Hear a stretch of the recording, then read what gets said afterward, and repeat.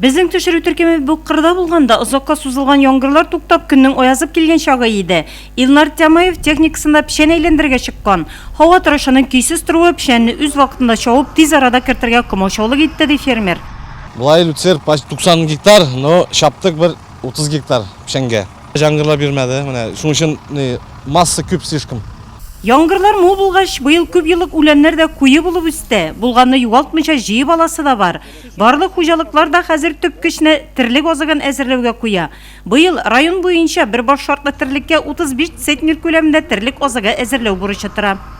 Біздің район бойынша көп елік үләнлер 10.800 гектарда тәшкіл ете. Шының бүгінге уже 4.800 гектары шабылды. Ол 45%. Среднем район бойынша 1000 тонна пішен әзірленді, жегенің 1000 тонна синаж салынды ямаларға. Бір башқа среднем 4,5 центнер кармай единс шықтайын. Игеншілер язының бір күні елні туйдырады ise, пішеншілер кересінше жайының бір күні қышны туйдырадылар. Шынки қазір ауыл хужалығында ішлеушілер алдына қойылған түп бұрыш, міне шушы ешіл пішенні өз вақытында сыйфатлы етіп, қышқы сақлауға қою. Түп иқтивар сыйфатлы тірлік озығы әзірлеуге, мол сүт алу шуңа бәйледі.